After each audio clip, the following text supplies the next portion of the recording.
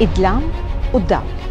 Il-firma siġillata bid-dem ta' San Ġwan, l-akbar biċċa xogħol ta' Caravaggio, inawgurata meta hu kien maqful ġo ħabs, u l-ħarba minn Malta. Dan u aktar waqt Teżori taħt in-Navi.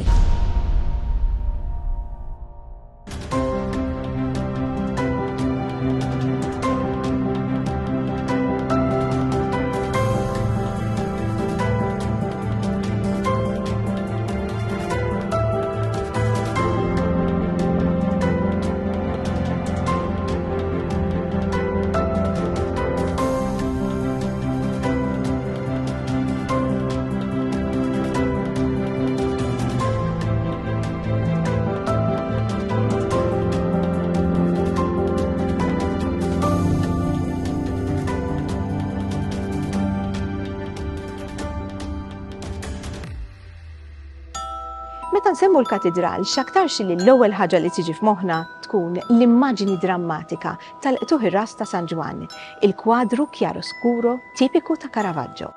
Il-kwadru ikoniku marbut ma' pajjiżna ta' fama internazzjonali, l-akbar biċċa xogħol ta' Caravaggio u l-uniku kwadru li ffirma.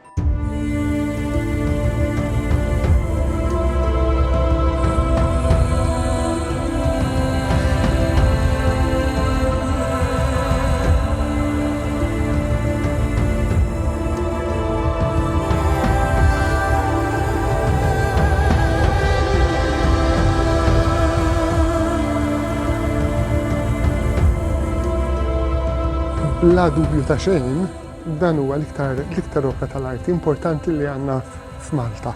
Issa din mhix ħaġa nazzjonali biss, dan huwa kwadru importanti fil-kuntest internazzjonali, mondjali, ftit huma jew ftit kienu dawk l-artisti li weħidhom dawn mhux 20 artist li waħdu biddel id-direzzjoni tal-istorja tal-arti u di biddilha fil-bidu tas-seklu 17.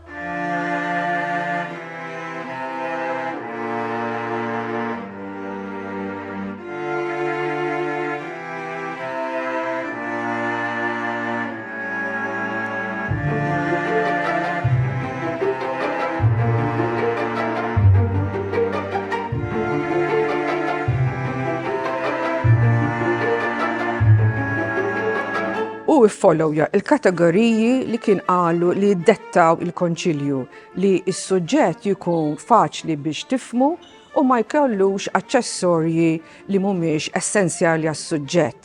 U da kien differenti ħafna mill-arti tal-Rinaxximent. Jiġifieri fejn qabel kien jkun hemm xi landscape mimlija siġar u hekk neħħihom. Anġli b'xi simbolu ta' martirju m'hemmx laqqas. Laqqas biss hemm il-kuruna, laqqas biss hemm halo jiġifieri fuq ras San Ġwan daqshekk huwa neħħa l-aċċessorji kollha u dar għall-ewwel kien daqsxejn xokkanti. Il-professur Kici Berras huwa wieħed mir-riċerkaturi ewlenin li studja dwar il-ħajja ta' Caravaggio, il-ħajja tiegħu f'Malta u l-arti barokka. Grazzi għal dan issa sirna nafu aktar fatti fiċ-ċertezza dwar il-ħajja ta' dan l-artist. Nafu b'ċertezza li Caravaggio kien Malta fis-sajf tal-1607. Nafu b'ċertezza wkoll li ġie minn Napli. Nafu b'ċertezza li Napli wasal minn Ruma. Issa għalfejn kien mar Napli minn Ruma. Fil-verità kien qatel persuna ġewwa Ruma u kien ħarab.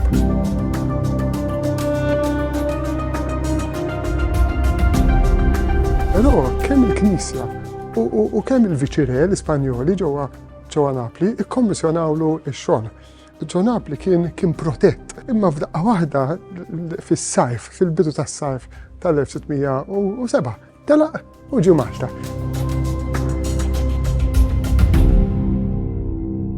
Sabiħ tagħha x'ġie jagħmel Malta. Ovvjament, wieħed jgħid li ġie Malta biex forsi jersaq iktar viċin lejn Ruma, mhux bħala distanza resaq iktar il-bogħod, imma politikament Caravaggio rrid imur lura Ruma. U forsi kien hemm min għallu ġewwa Napli li għallu isma' il-kavallieri jistgħu jgħinuk, jista' jkun pass importanti għalik biex terġa' tmur lejn Ruma. U dak li ġara nafu li dan ġie Malta fuq il-galeri tal-ordni. Inti ma tistax taqbad titla fuq vaxxel militari, irid ikollok il-karti, irid ikollok kollox sewwa. Allura li kien hemm ċertu protezzjoni hija ċara. Kif nafu li kien Malta? Nafu li kien Malta għax Pitter u għandha tradizzjoni qawwija wkoll, imma hemm ukoll l-arkivi. L-arkivi ituna ħafna informazzjoni fuq Caravaggio, l-isbaħ, jew mhux l-isbaħ waħda, ma l-iktar waħda interessanti, l-ewwel waħda li turi Caravaggio f'Malta kienet li dak kif wasal Malta mar parti li tefaw kavallier Taljan ċertu Giacomo Marchese li kien ġie fuq l-istess galeri kien tela Messina, da jagħmel parti f'dal parti ikun hemm persuna li jibda jiftaħar li għandu żewġ nisa, insomma għandu mara Sqallija u għandu mara Malta. Ikun hemm avukat imħallef fil-verità ċertu Paolo Cassar u jmur għand l-inkwiżitur. U dal-inkwiżitur jagħmlilna favur għax da jgħajjat il-kulħadd u jibda jsaq x'jismek. Jien jisimni Michelangelo Merisi. Meta wasalt Malta? Ejdli naqax u hemmhekk għandna id-data ta' meta Caravaggio wasal Malta. Imma kif jista' jkun li l-Grammastru għażel artist li kien raġel kriminal, maħrub u mfittex mill-Papa? Iva, eżattament, da il-Grammastru missu qabdu u arrestaħu. Iġveri di memx tgħid da kien fuġġittiv, iġveri da ngħidu wanted dead or alive. Imma huwa ċar li kellu protezzjoni, huwa ċar li kien hemm kavallieri u nafu isimhom Ippolito Malaspina, Francesco Sforza, kolonna li kienu għedin jiprotuġuħ. U daw spiegaw li Grammastru li dan huwa l-ikbar artist fid-dinja li sijat Malta. U wkoll li kienu għed jinnegozjaw mal-Papa biex toħroġ il-maħfra. U allura għanna dokumenti ċari fejn fl-istess epoka u għed mill-ambasċaturi tad-Duka ta' Mantova jiktab l-Duka u jgħidlu ora si negozja per Michele, tinnegozjaw għaliex għedin jinnegozjaw? Għedin jinnegozjaw il-ritorn tijaw. Ġibri, zgur illi il-Grammastru meta irċivih l-ewwel darba Malta għan ma kienx jaf minnu. Pero tu konvinċoħ li mhux se jkun hemm problema.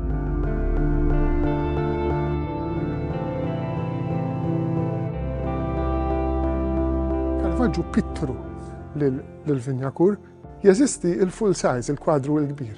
U dan jgħat il-Louvre ġewwa Pariġi. Huwa żgur li meta il-Grammastru rada r-ritratt tiegħu dal-portrait tiegħu għall-ewwel darba, żgur li għal isma' lil dan l-artist ma rridx nitilfu. Meta l-Grammastru ra l-Caravaggio l-Pitter, ra kemm kien hemm prinċpijiet li ridu x-xogħol tiegħu, ra kemm kien hemm kardinali li kienu għedin jipproteġuh, da Grammastru xtaq jagħmlu kavallier. Ma setax jagħmlu kavallier għal diversi raġunijiet. Fosthom illi l-istatuti tal-ordni ma kienx tħalli membri jidħlu li jkunu qatlu. U Caravaggio ma kienx nobli, allura kellu jidħol ġo kavallerat li ma kienx teżisti. Ġġara, il-Grammastru kellu jiktab il-Papa. Kellu jiktab il-Papa biex diħ permess straordinarju biex jagħmel lil Caravaggio kavallier alla volja qatel u alla volja kavallerat li li titieħ ma kienx jeżisti.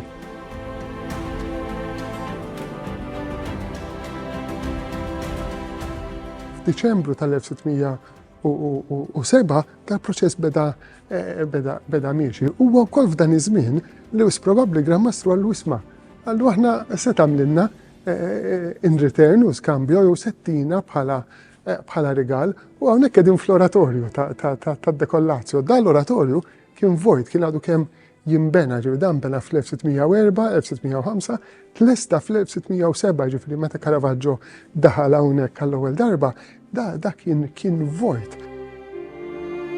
U bis probabbli kienaw ma' Grammastru li qed iduru u Caravaggio għallu isma' għallu impittirlek id-dekollazzjoni, il-martirju ta' San Ġwan ikun l-ikbar kwadru li qatt fit-tirt. U anka l-unika wieħed li firma bħala kavallier.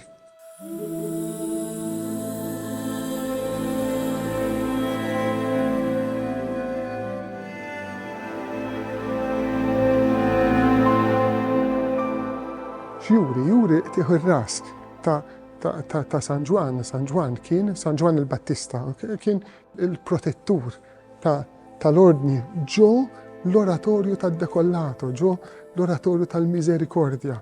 U propju hawnhekk kien hawn il-famuża konfraternità tal-Misericordja li dawk kienu jassistu lil dawk li kienu se tingħatalhom il-forka li kienu se joqtlhom. Jassistuhom kif? Jassistuhom biex imutu tajjeb, biex tmut sewwa, mhux biex ma tweġġax, imma biex tmut to die well kif jgħidu li. U preċiżament l-ikonografija tal-martirju ta' San Juan kienet waħda mill-iktar adattati għal din it-tip ta' konfraternità.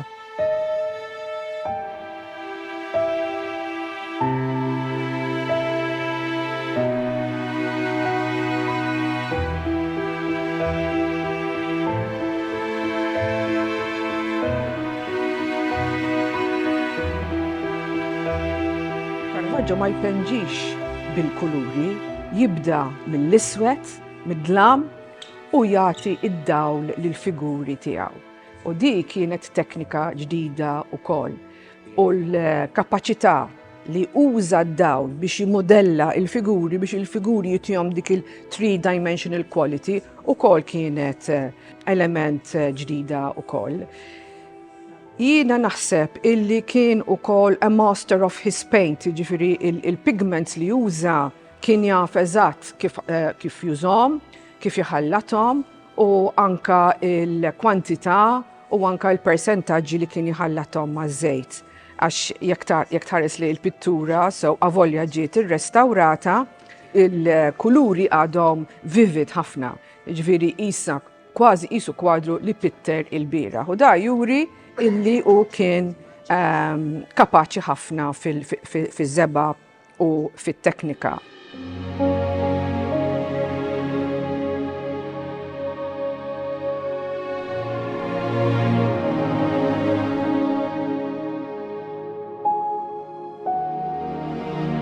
Dan huwa kwadru li bl-Ingliż ngħidulu site specific, jiġifieri huwa ċar illi Caravaggio pittru fl-oratorju. L-ewwel waħda hija l-kwadru kbir ħafna, ġifieri għandek kanvas enormi u ma tagħmilx sens li inti tpittru x'imkien u mbagħad iġġibu. Però ir-relazzjoni li l-kwadru għandu ma l-ispazju u mal-kappella nnifisha hija waħda diretta.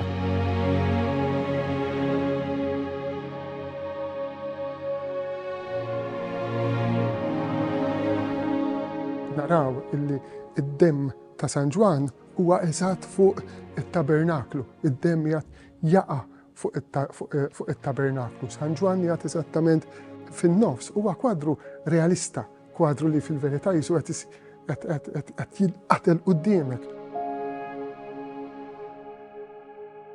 Dak iż-żmien kien beda dieħel ukoll teatru u peress li dak iż-żmien meta kien Ruma kien diġà tħallat ma' ċertu nies aristokratiċi, dawn it-teatru kienu jagħmluh ġol-palazzi tagħhom, ma kienx pubbliku u probabbli Caravaggio ra xi xeni tat-teatru għax fil-fatt il-kwadru għandu element vera teatrali għax kważi qisu xena qiegħda tinfetaħ għadhom kif fetħu l-purtir u hemm ix-xena taqtuħ ir-ras quddiemek.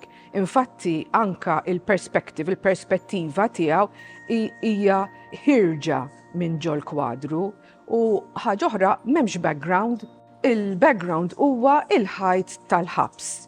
Ukoll il-protagonisti huma kollha kważi fit-tarf tal-kwadru kif jisir fil-teatru.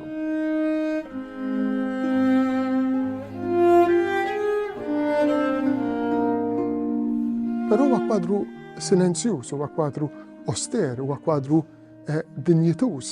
Il-karatteristiċi ta' Caravaggio kulħadd jafu, ġifieri aħna nitkellmu fuq chiaro scuro, id-dawl u id-dlam u kif Caravaggio jilab bid-dawl u l-figuri joħorġu minn ġo dlam.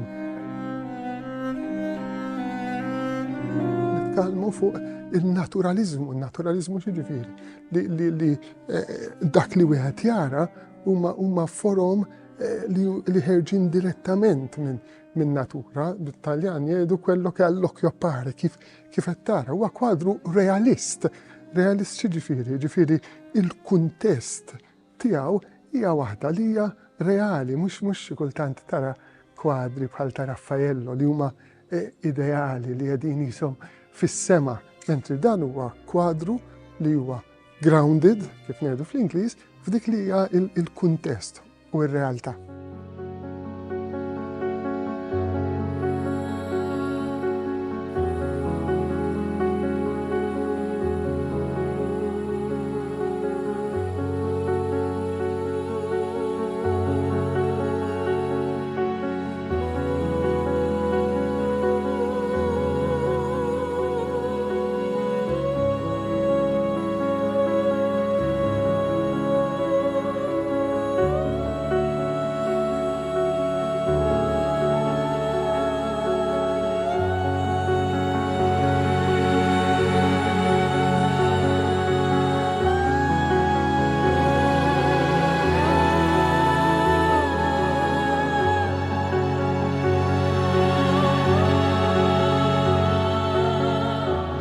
Huwa kwadru maħdum bi preċiżjoni matematika, m'għandux pentiment wieħed, m'għandux żball wieħed, ġifieri Caravaggio kejjel bil-fors li kejlu.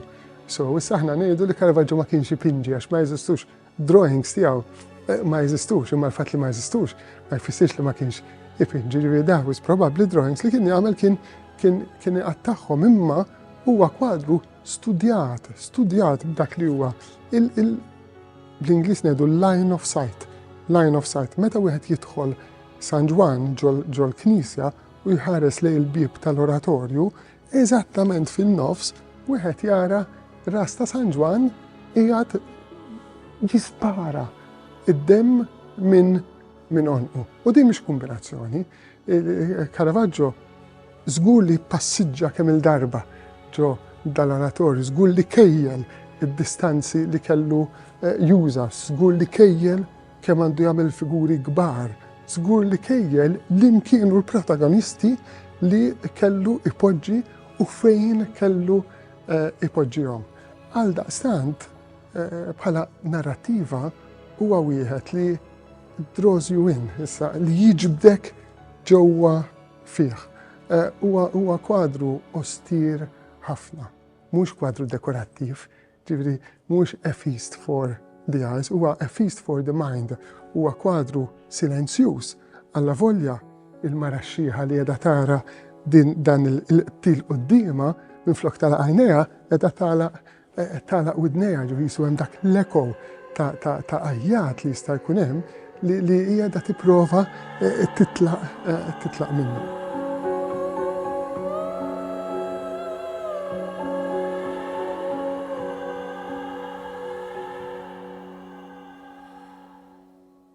Iċ-ċwievet huma impinġin b'dettall enormi. Issa Caravaggio ma kienx wieħed li ħobb jaħli l-ħin. Infatti, dam iktar żmien jipenġi iċ-ċwievet milli dam jipenġi pereżempju saqaj ta' San Juan għax huma just sketched in. U naħseb is-simbolu tal-ċwievet huwa għax iċ-ċwievet kienu dawk illi sakru l-San Juan imma wkoll illiberawh biex jkun jista' jigawdi il-missiere tiegħu.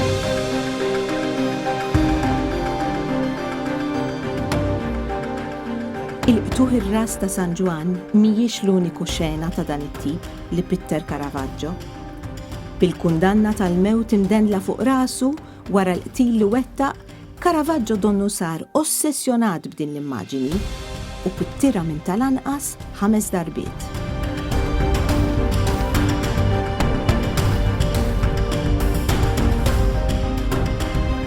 Saret tema autobiografika imtaqla bl-ansjetà li ġarrab, tant li fil-kwadru ta' David bir-ras ta' Gulija, Caravaggio jatina self-portrait ipenġi lilu nnifsu bħala ras imħanxra ta' Gulija. Moħħum kemmex bil-weġa, l-għajnejn nofshom miftuħin u l-ħalq imbexxaq f'nofsajta li ma tinstemax. Iva, hemm sens kbir ta' autobiografija fis-sens ta' dan Caravaggio iffirmaħ bħala frater, bħala kavallier, frater Michelangelo. Il-kavallier Michelangelo, tinsawx kien għadu kemm sar kavallier, però firmaħ mhux fil-ġemp jew x'imkien fejn fid-dem ta' San Juan. Litteralment kważi qed jitfa' sibaħ fid-dem tal-martirju u bid-dem tal-martirju qiegħed jikteb ismu.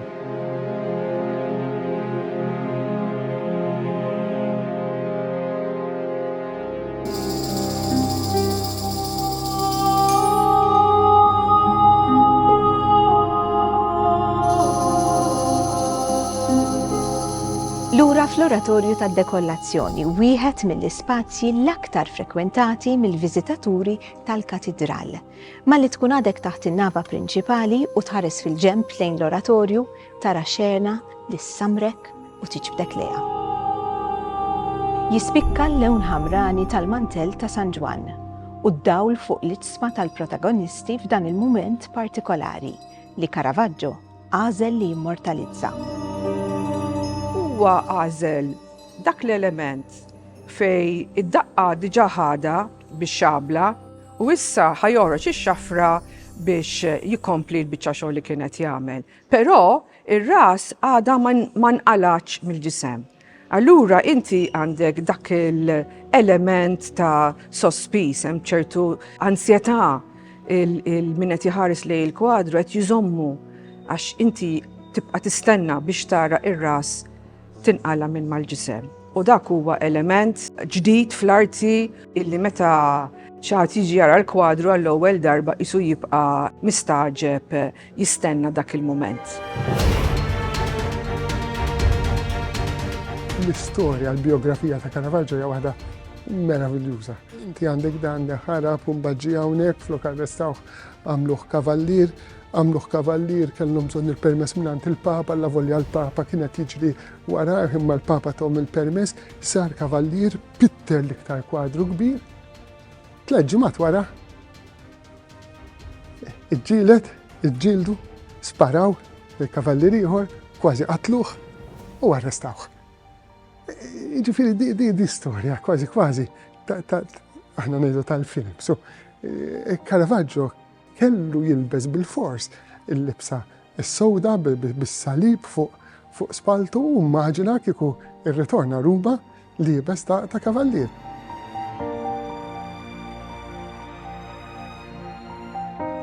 Però 4 ġimgħat wara li sar kavallier, ġlieda enormi faqgħu il-bib ta' barra u sieħbu wieħed minnhom kellu pistola u sparaw lil dan il-konti. U Caravaggio u wieħed minn sħabu kienu l-ewwel tnejn li ġew identifikati mill-grupp kollu u arrestawh. Issa wkoll arrestawh jumejn qabel ma kellhom jinawguraw il-kwadru fl-aħħar ta' Awwissu. Ġifieri l-ironija hi li meta dan il-kwadru ġie inawgurat, Caravaggio laqqas biss kien fl-oratorju fejn kien tefgħuh Sant'Angelo.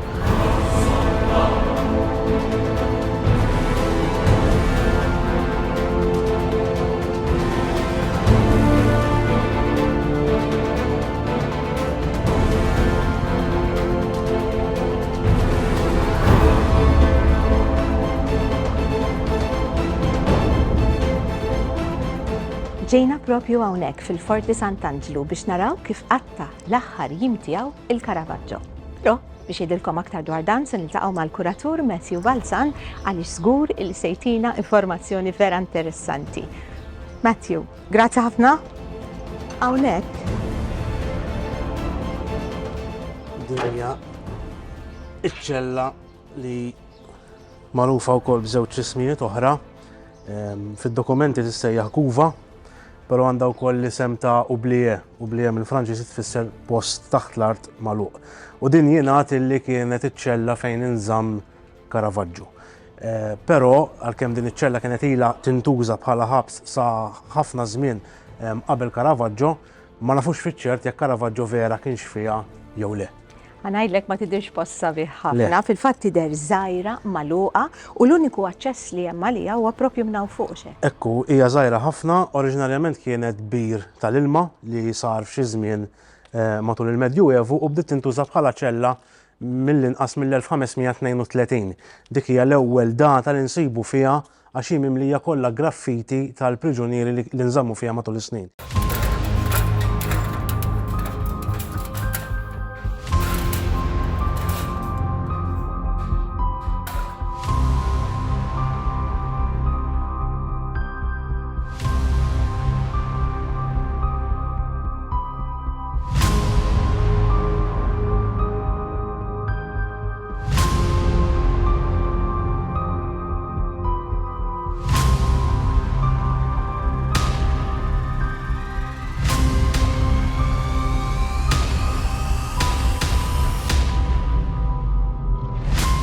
Wieħed u ieħor għandek 4 metri font madwar 4 oħra diametru għax il-forma tagħha hija ta' qampina bħal bir tradizzjonali Malti. Kif spjegaj tajjeb inti l-ħitan għandhom graffiti vera irfinuti. X'jgħidulna daw il-graffiti? Dawn il-graffiti saru kollha mill-priġunieri li kienu fiha u jirrakkuntaw aspetti differenti. Ġifri l-iktar ħaġa komuni li ssib hija l-istemma, il-coat of arms tal-familja ta' dak li jkun.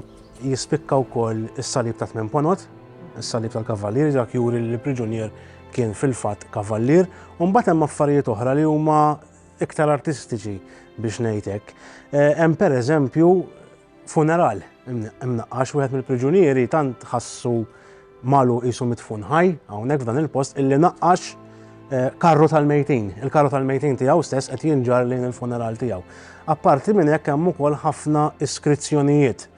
U uħud minn dawn l-iskrizzjonijiet jiddeskrivu kif kienet il-ħajja ġo dan il-post żgħir u magħluq. Fil-fatt, waħda mill-eqdem li saret fl-1562 minn James Sandilands li kien kavallier Skoċċiż, wieħed mill-aħħar kavallieri tal-lingwa Ingliża fl-Ordni ta' San Ġwan, naqqax illi dan il-post huwa qabar għal ħajjin.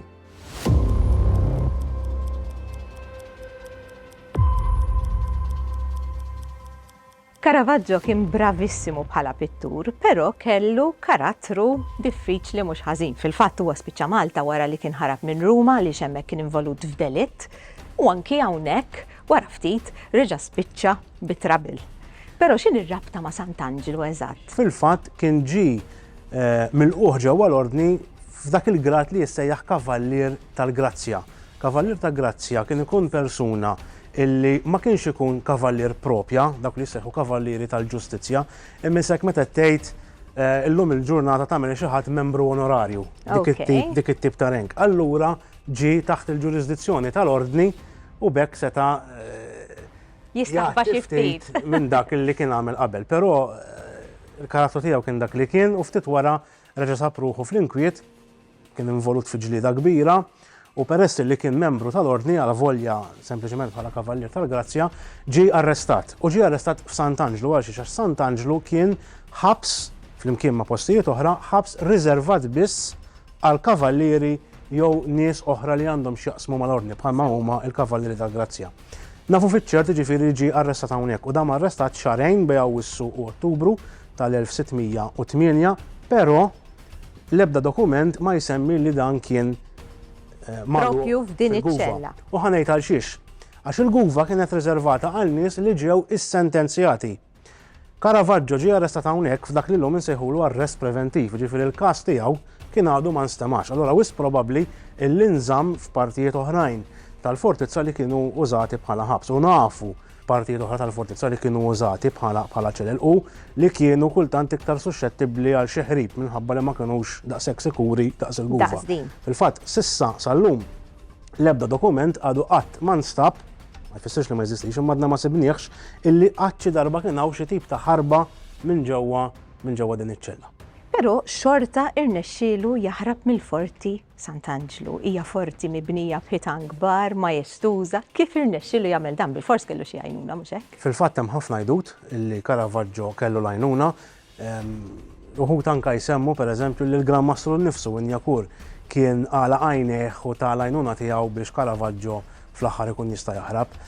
Kifet parti oħrajn tal-fortizza li kienu użati bħala ħabs ma tantx kienu fi stat tajjeb ngħid illi hawnhekk qed nitkellmu madwar 40-50 sena wara l-assedju l-kbir. F'dak iż-żmien Sant'Angelo kien fi stat ħażin ħafna. Fil-fatt il-ħsara tal-assedju kienet għadha tidher sa 100 sena wara l-1565, ġifieri kien daqsxejn iktar faċli illi dak li jkun jagħmel xi ħaġa bħal ma għamel Caravaggio. U ħarab billi niżel mal-ħitan permezz ta' ħbula jew affarijiet oħra illi bihom irnexxielu jiddendel. Ovvjament din ma setax jagħmilha waħdu. Xorta kienet biċċa xogħol riskjuża u hekk qegħdin madwar 22 metru l fuq mill-ilma, ġifieri kieku waqa' ħadd ma kien nisibu anka li tisib xi tip ta' bastiment u jieħdok l-eqreb part sqallija. Fil-fatt nistiednek tiġi miegħi biex nurik xi partijiet mill-fortizza fejn x'aktarx kienu il-postijiet minn fejn Caravaggio seta' ddendel biex ħarab mill-fortizza. Iva, xin kurjuża ħafna.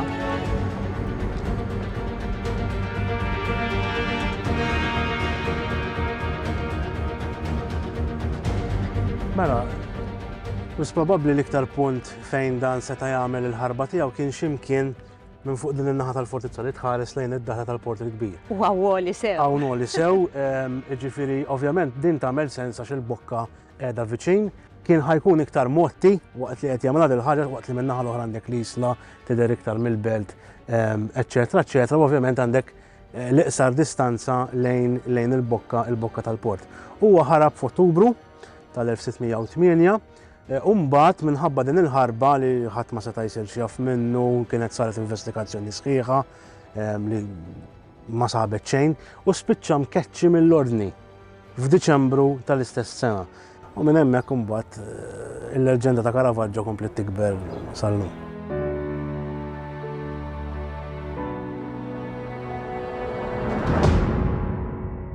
Min barra l-tuħirras ta' San Ġwan kemm dan Malta, Caravaggio pittel ukoll xi xogħlijiet oħra, fosthom kwadri li llum jinsabu Franza u Firenze. Iżda Malta ħallilna wkoll dan, is-San Ġlormu. Kwadru li fl-1984 eb minn postu, iżda fortunatament wara 8 xhur negozjati mal-ħallelin reġa' ġie ritornat għad-gawdija tal-pubbliku. Il-ħallelin ta' San Ġlormu għataw il-pittura minn ġol kwadru. Ippruvaw ibijawha mingħajr suċċess u wara sentejn bdew jikkomunikaw ma' Father Marius Zerafa, dak iż-żmien direttur tal-mużewijiet. 8 xhur wara, b'ħidma konġunta tal-Pulizija u l-Forzi Armati, in-negozjati ġew konklużi b'suċċess. San Ġlormu huwa wkoll kwadru realista, kwadru naturalista b'saħħtu ħafna fejn inti għandek din il-figura anzjana li iktar mill xejn dan huwa ritratt, dan huwa portrait minn dak li ngħidulu life sitting, ġifieri il-mudell kien qiegħed qudiemu u Caravaggio pitter b'mod realista din il-figura li kienet qiegħda qudiemu f'dan l-ambjent ostir ħafna, ambjent ukoll intellettwali għax hu qiegħed jikkonċentra s-saħħa tiegħu kollha fuq dak li qiegħed jikteb, però ukoll ambjent ta' chiaroscuro fejn id-dawl jilgħab logħba ta' stant importanti fuq id-dlam.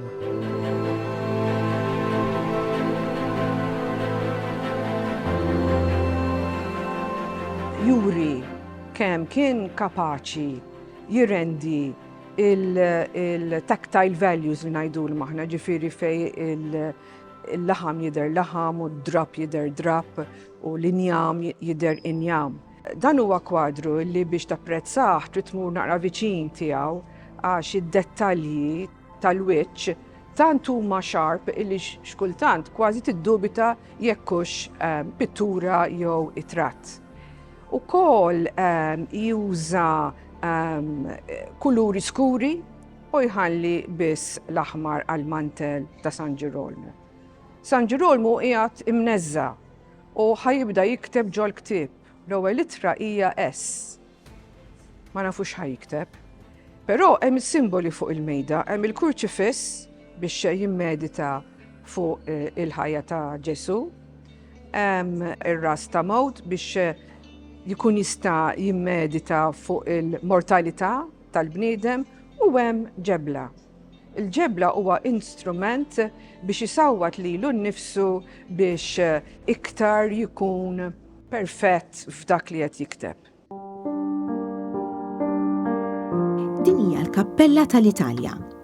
F'dan l-ispazju li llum huwa vojt, 400 sen ilu kien hawn imdendel il-kwadru ta' San Ġlormu, impitter minn Caravaggio għal kavallier importanti Taljan Ippolito Malaspina.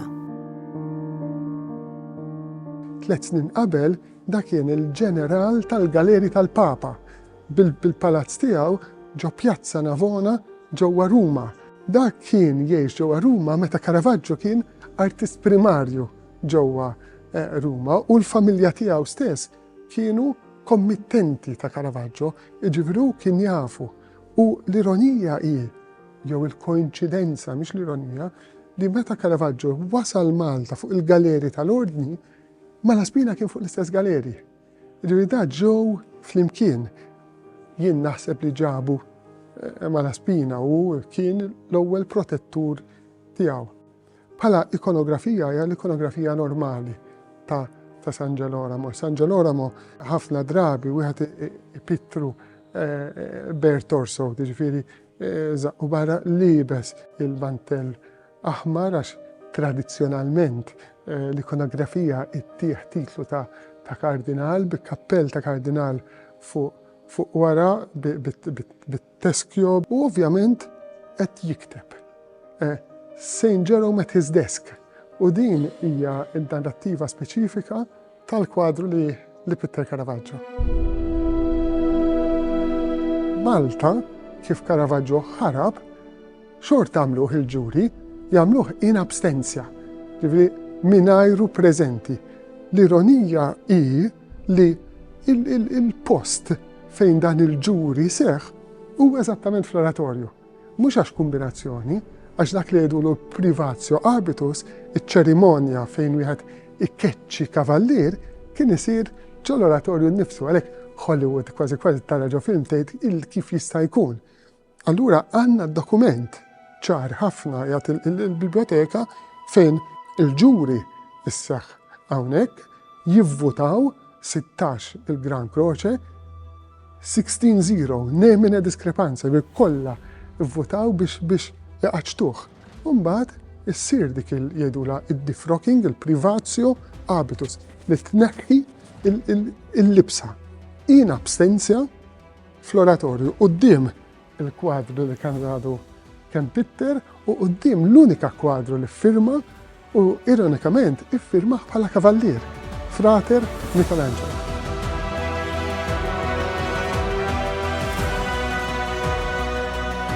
Caravaggio, il-bniedem tal-kontrasti. Id-dija bajdanija li ddawwa lill-personaġġi tiegħu f'kuntrast mal-oskurità tal-isfond. Id-dawl tal-ġenju tiegħu jiddi għal biddellijiet tal-impulsività u l-vjolenza. Il-glorja tal-kavallerat li tajb fid-diżonur tal-priġunerija. Is-silenzju tal-kwadri tiegħu li jinkiser bit-twerżieqa ħirġa mill-espressjoni mwaħxa tal-personaġġi imdawlin.